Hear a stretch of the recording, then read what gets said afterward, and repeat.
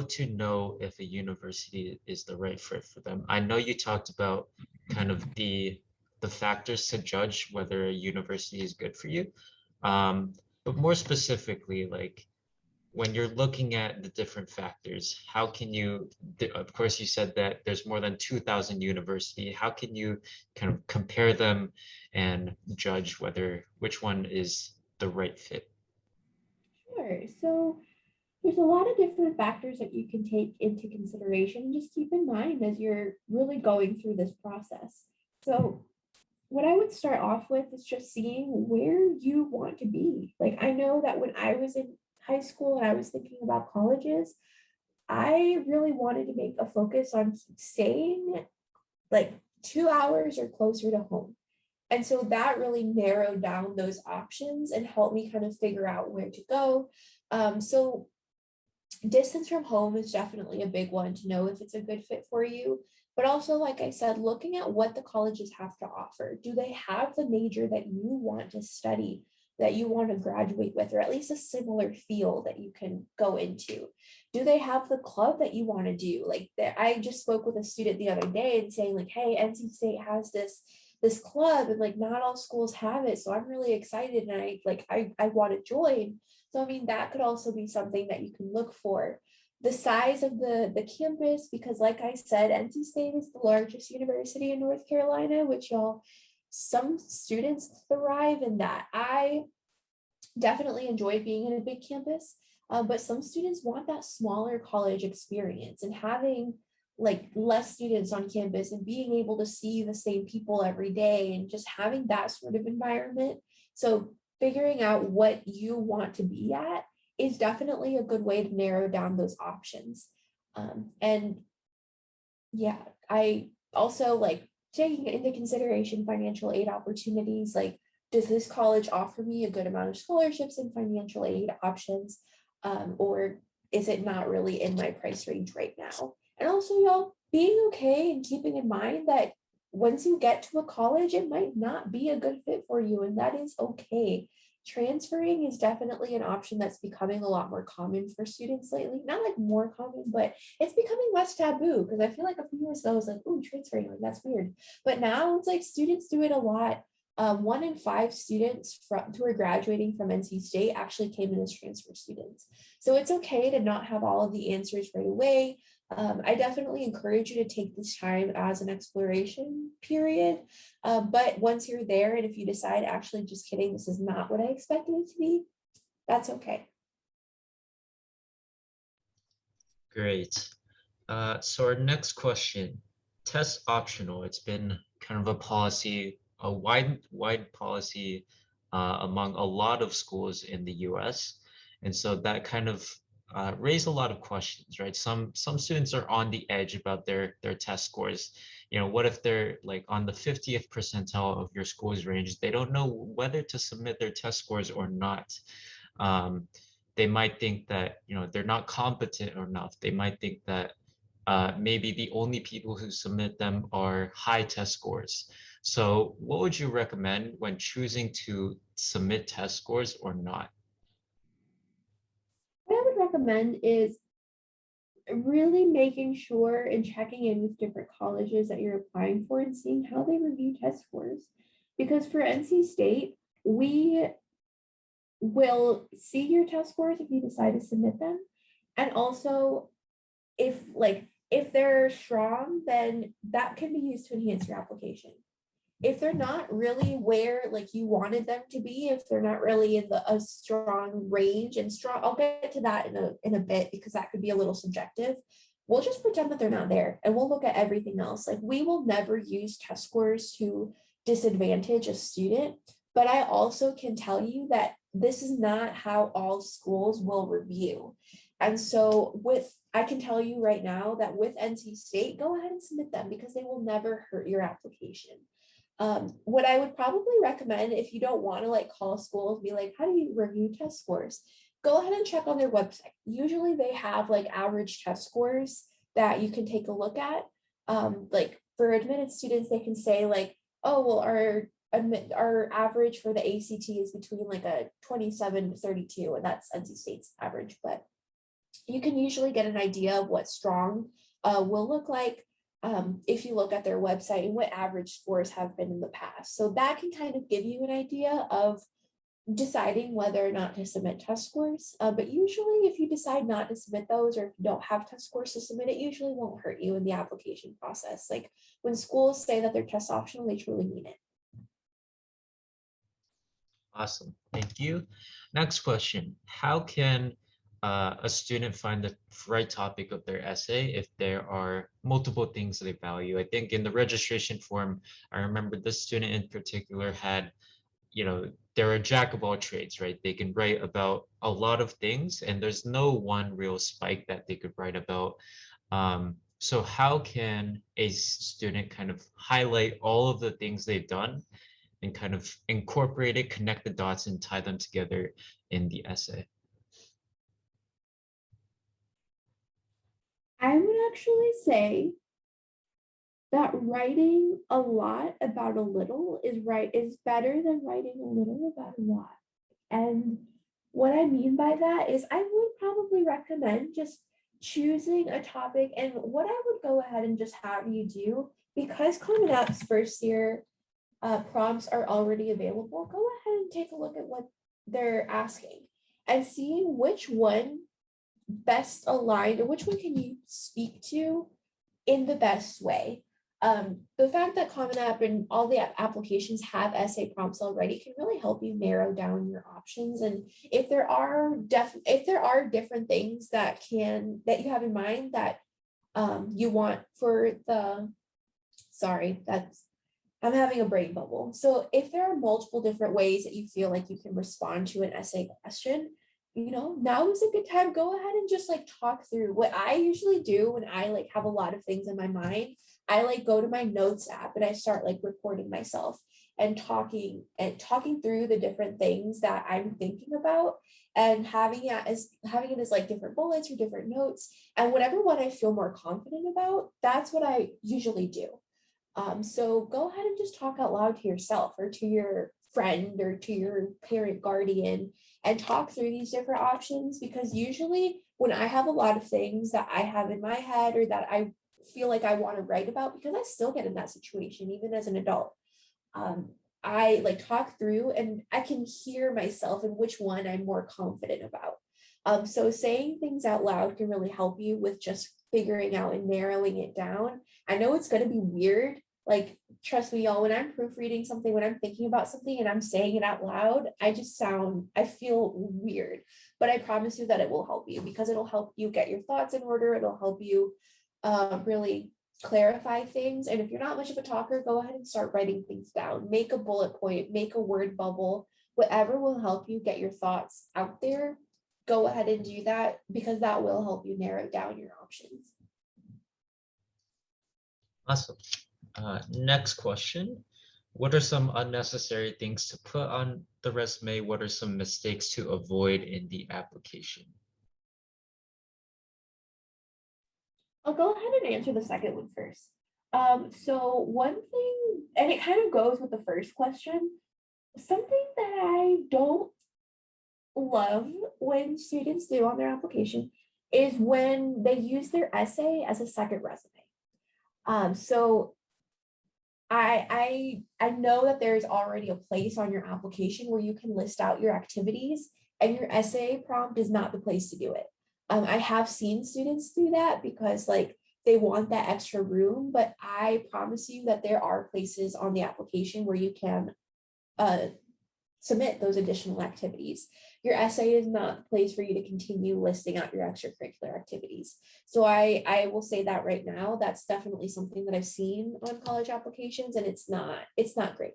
So go ahead and avoid that now.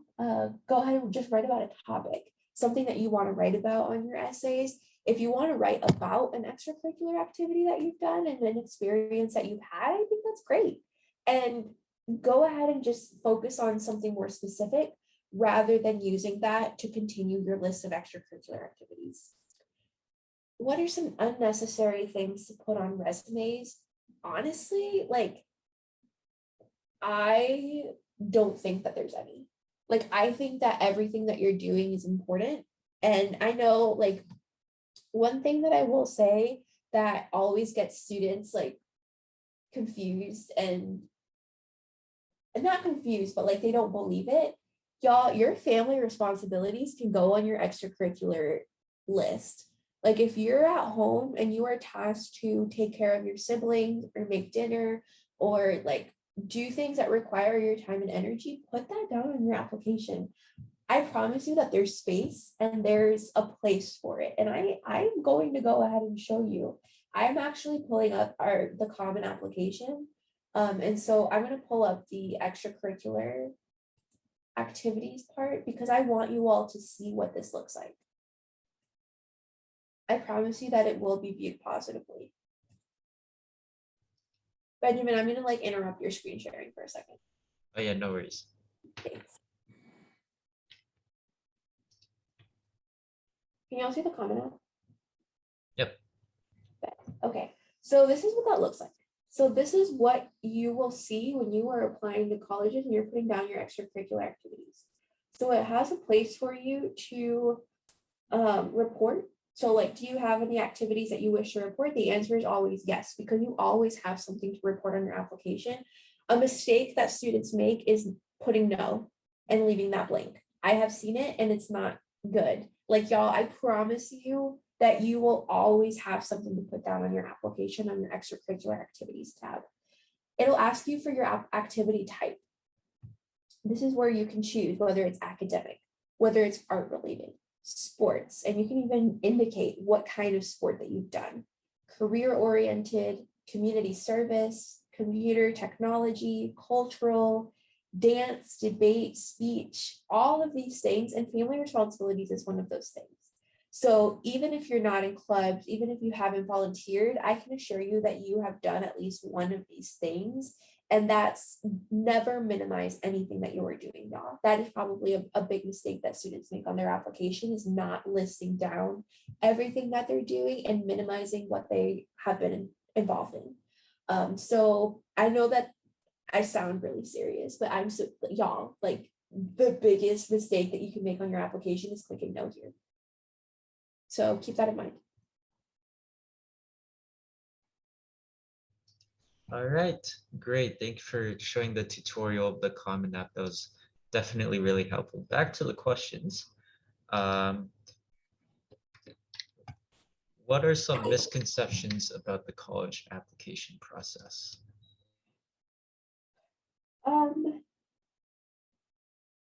That it's like, I don't know how to say this. When we're reviewing applications, we really do take a holistic approach. And what that means is that everything matters. Everything plays a role within how we review your application.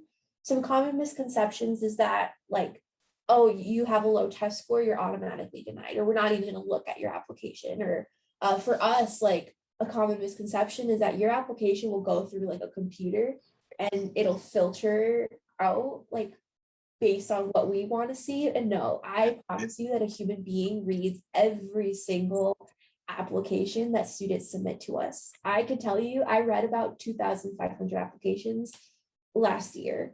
And that's pretty standard for my coworkers because we truly do read every single application that gets in, not on the table because we don't have paper applications, but y'all know what I mean. We really do read all of them. We read every single part of the application because also a big misconception is that we don't read your essays. And that's so wrong. We do read your essays, and it's actually my favorite part of the entire application process. I want to know you. I want to know what you're writing. So put that time and effort into every single part of your application because we really do read all of it. And also everything holds weight on your application review. Like one thing will not make or break your application. Awesome. So this is the last question before we get in. This is the last structured question before we get into the more personalized questions in the chat. What is your number one tip for upcoming applicants? I have lots, but the first one that comes to mind is apply early, y'all. So a lot of colleges have like 2 to 3 application deadlines. Most of the time when colleges offer an early application deadline, so for example, NC State, we offer our early action deadline and our regular decision deadline. Applying early action will put you into more consideration for university scholarships, as well as housing choices, as well as honors and scholars program consideration. And most colleges or universities will give you more consideration for scholarships if you apply early. So go ahead and start preparing for those now. And also just a tip, keep in mind if a school is early action versus early decision is binding, which means that if you apply to a school early decision, you're signing a contract to say, I will attend this school if I am admitted. So just something to keep in mind. If you are fully committed to a school and you want to apply early decision, go for it. But for most schools, they will allow you to apply early action, which means that if you're admitted, you still have the option to choose where you'd like to attend. How do we make the essay stand out?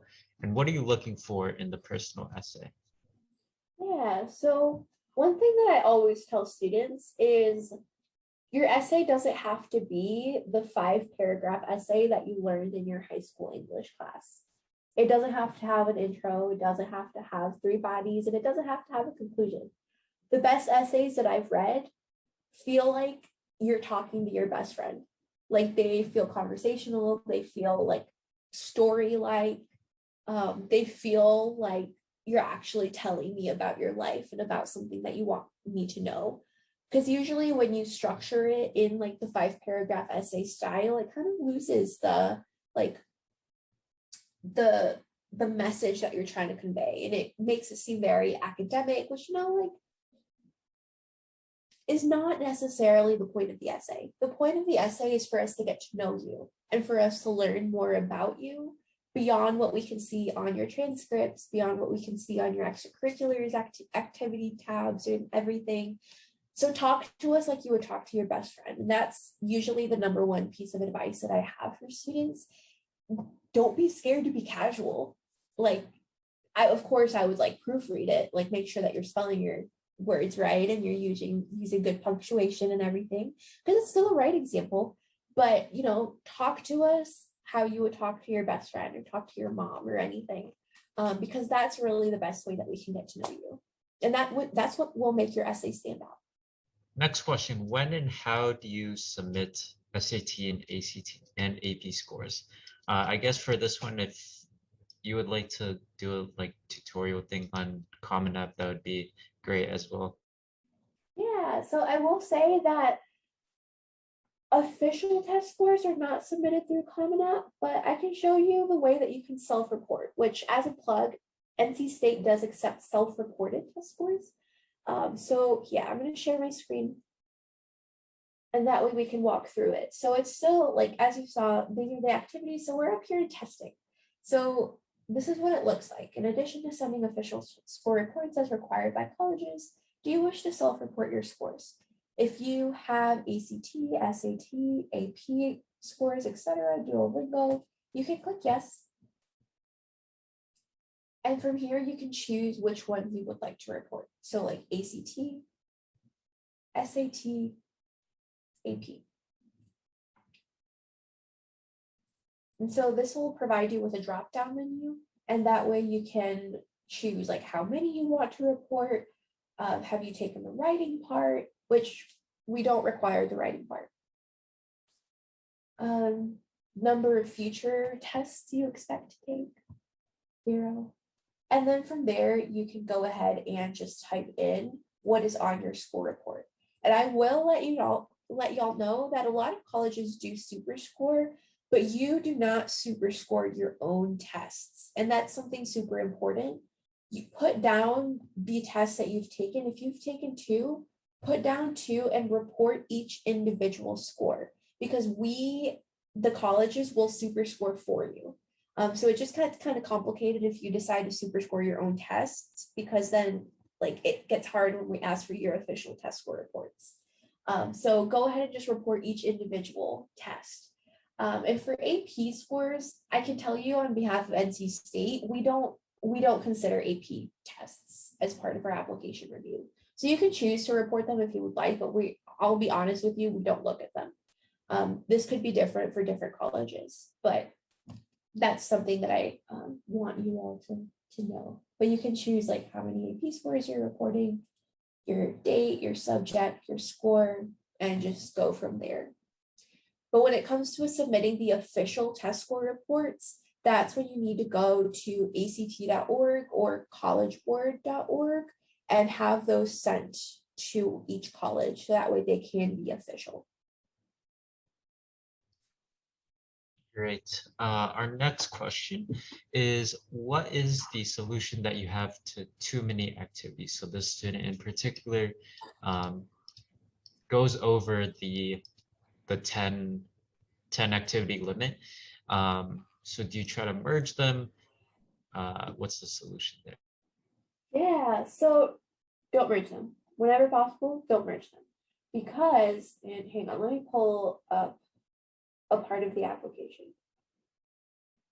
So on your application, right under your activities and testing is writing. And this is what that looks like. Hang on, no, that's not what I mean. There, of course, there's the personal essay, which is the essay that we were talking about. But if you scroll down, there's additional information. This contains an essay prompt that is optional. It pertains to community disruptions, and this includes the COVID-19 pandemic in your experience, natural disasters that may have been part of your experience in the last few years that you wish to report. But down here, do you wish to provide details of circumstances or qualifications not reflected in the application? Click yes, and you have some extra space to report your activities. Or you can write it down in a Word document and upload it to your application file or email it to the different schools that you're also applying for. And they're happy to add that to your application file and just have that with your stuff. But there are a couple of different spaces where you can do that. If you have more activities that you want to report, you can do that here. But also this is a good space, and this doesn't have to do with activities, but this is a good space for you. Like, for example, if like you got, and this is a situation that I've seen pretty often, if you've gotten like a C in math or like a C in English or a grade that you did not expect to receive, talk about it.